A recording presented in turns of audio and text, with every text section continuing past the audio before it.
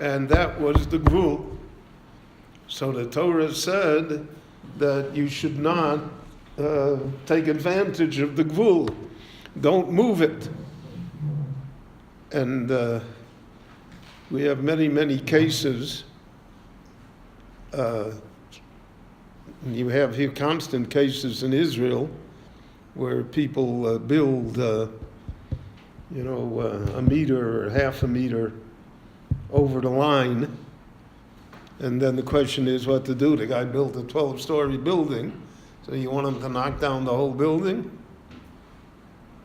But on the other hand, he built on property that is not his.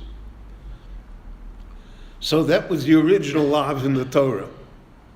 The original law in the Torah is to use your neighbor's property for your own benefit without permission.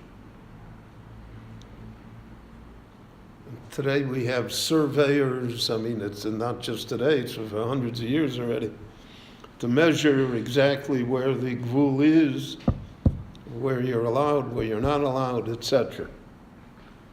However, the din of Hasogas Gvul broadened, and mentioned it in the Gemara already, into competition between people and commercial enterprises.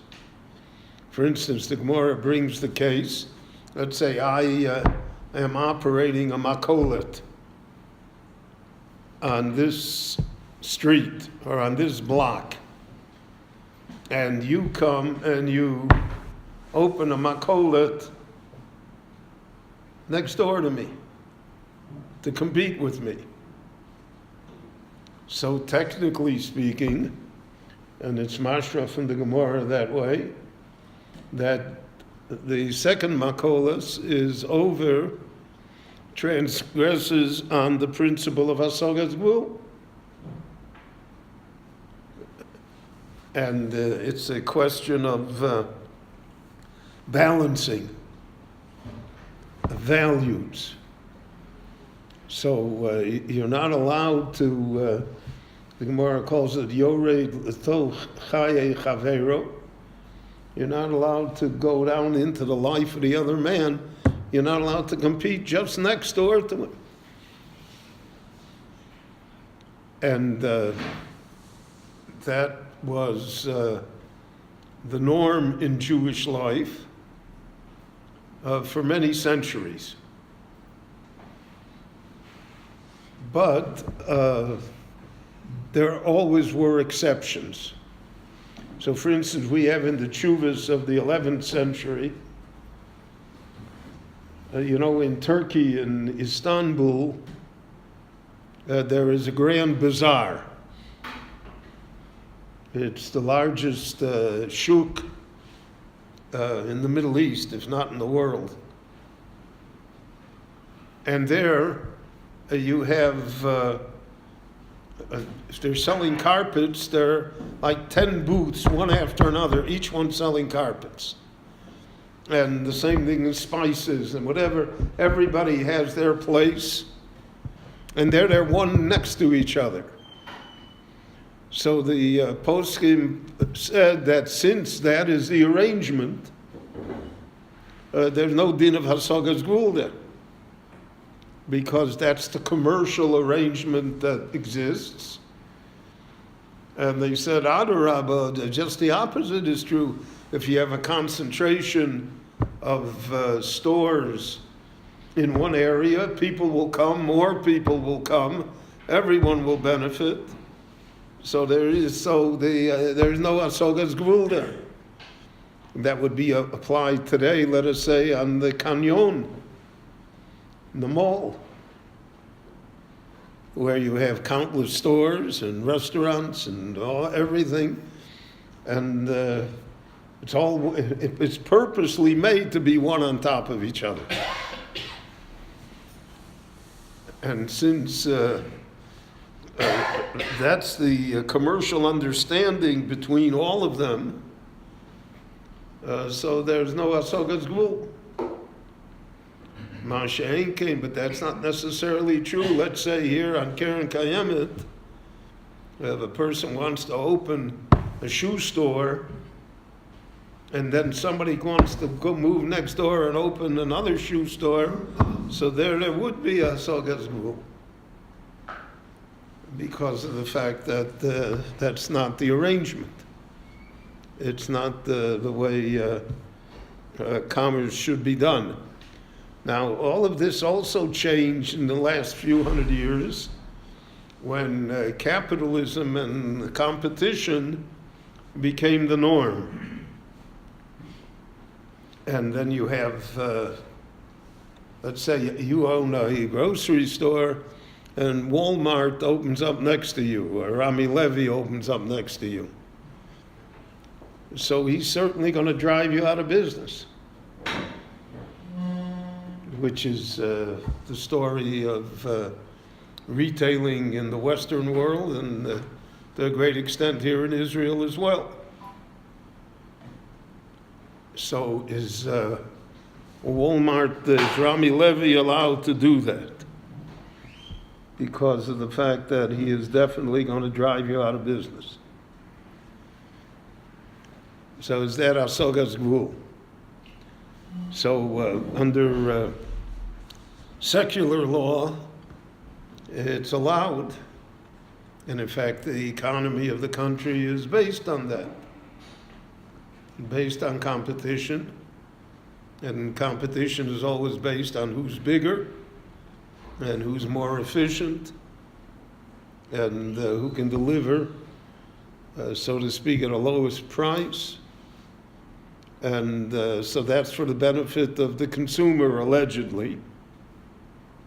So does that interest of the consumer overweigh the fact that that this is pretty much blatant Hasogas Gvul?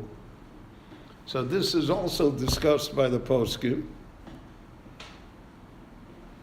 And the poskim always try to protect the little guy, so to speak. So they said maybe you can't stop him, but maybe you can pay compensation. You can take into account the damages suffered. The fact that the small store is now going to be destroyed, so maybe the big store has to provide some sort of monetary compensation.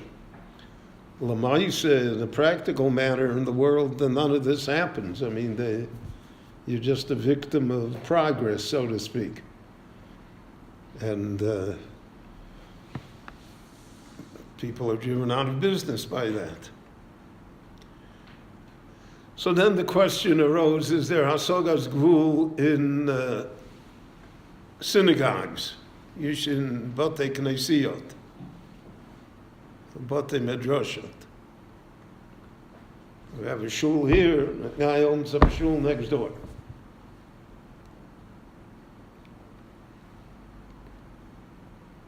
So that always was regulated, but the Gemara says there it's mutter. In Lahagdil Torah, Lahadira, competition is mutter. So that even if it entails monetary loss to the original synagogue or to the original yeshiva, or to most of the cases were with malamdim. This man was a private tutor, and he taught, and he was the only one in town. And then another man moved into town, and he became a private tutor. And he's taking away talmidim from the first man. But since he's teaching Torah, so by Torah there's no competition. There's no isser of competition. And Kinat Sofrim Tarbe Chochma, the more competition, the better. However, as a practical matter, we find that throughout Jewish life, when such things occur, there's always a din Torah. There's din Torah between yeshivas, between synagogues, certainly between private tutors. As to the question of Hasogas Gvul, and even has potential hasagas gvul, even if you cannot prove that you suffered any damages. Let's say you had a yeshiva of 150 boys, and now still you have a yeshiva 150 boys, and he has another yeshiva that opened next door, and he has, nevertheless, potentially, I could have had 200 if I would have been the only one around. And now that I'm not the only one around, so therefore, most of the time these things will result in the din Torah, and most of the times it does result in monetary damages, which is a perplexing result, but that is pretty much the result that exists. Now, the matter was sharpened with the advent of Hasidus in the 19th century. So let's say there's a Hasidic Rebbe in Lubavitch,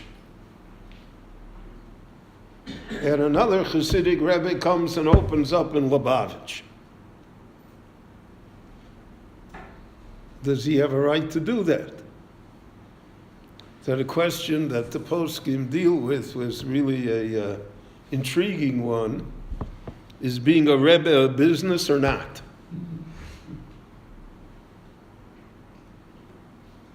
Because we know that as a practical matter, many times there's a lot of money involved in the chutzner of the Rebbe. People bring pidyonis, people bring money. There are people that are employed. There's a gabbai, there's all sorts of things.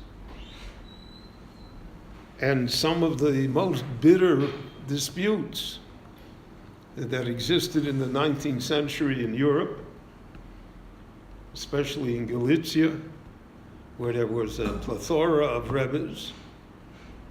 Because what happened was, let's say a Rebbe had 5 sons. So when he passed away, so only one son could inherit to be the Rebbe. What about the other 4? So the other 4 made their own branch of the family and became Rebbes. So that made for a lot of Rebbes. There are today close to 200 different groups of Chassidim in the world. In Europe, there was even more. And they competed with each other. Even as far as the name was concerned. So was that a question of hasagas gvul or not? And since you were talking about disputes between Rebbes, it was very hard to find a court, a Beis Din, that would be willing to hear and decide the cases. But the main issue was how to consider, the shtibel of the Rebbe. Was that considered to be a public place? So then the hasagas gvul would not apply? Or was it considered to be a private enterprise where hasagas gvul would apply? And so this inyan of hasagas gvul has many ramifications to it. And it applies in many, many different places. And there were even those that said that by schools, there's a question of hasagas gvul. But most of the poskim hold that by schools there is not. And that if you have this school, a person can come and open up a third school. So even though money is involved, but the concept of enhancing Torah study, of giving a greater variety to Torah studies, to attracting more Torah students, that takes precedence, and therefore the question of hasagas gvul would fall by the wayside. Rabbi Chananya ben Akash